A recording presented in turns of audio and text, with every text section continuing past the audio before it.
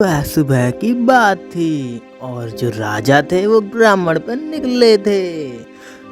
रास्ते में चलते चलते राजा की उंगली में चोट लग गई थी, जिससे कि राजा की उंगली कट गई थी, जिसके चलते राजा बहुत परेशान था। लेकिन जब यह बात उसके मंत्री के पास पहुंची, उसके साथ जो चल रहा था वह उसका मजाक उड़ाने लगा और कहने लगा, महाराज, जो होता है अच्छे के लिए होता है। आपकी उंगली में चोट लग गई, यह भी अच्छे के लिए हुआ है। ये बात सुनकर राजा को बहुत गुस्सा आया और वह अपने मंत्री पर गुस्सा करने लग गया और बोला, मूर्ख, मेरे हाथ में लग गई है और तू मुझसे बोलता है कि ये सब अच्छे के लिए हुआ है। भला मेरी उंगली कट गई है और ये अच्छे के लिए कैसे हो सकता है।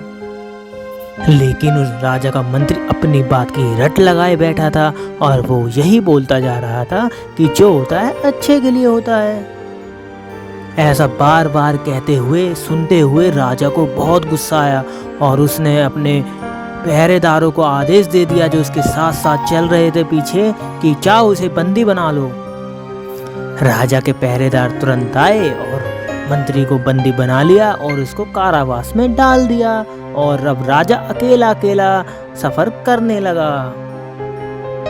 अब राजा जैसे जैसे आगे बढ़ता जा रहा था, उसके पीछे उसके रक्षा बल साथ चल रहा था।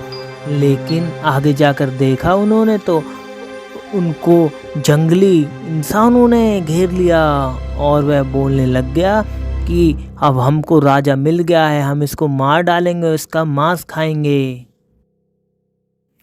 ये चीज़ सुनकर राजा के पसीने छूट गए और वो बोलने लग गया, अरे मुझे क्षमा कीजिए। लेकिन उनमें से एक जंगली इंसान की नज़र राजा की उंगली पर पहुंच गई और उसने देखा ये तो कटी हुई है।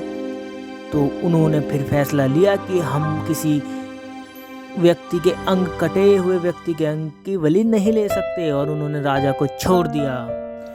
जैसे ही उन्होंने छोड़ा राजा को अपनी मंत्री की कही हुई बात याद आई और वह याद करके उसको रोने लगा और उसने तुरंत आदेश दिया कि मेरे मंत्री को तुरंत छोड़ा जाए और उसे एक बहुत ऊंचा पुरस्कार दिया जाए।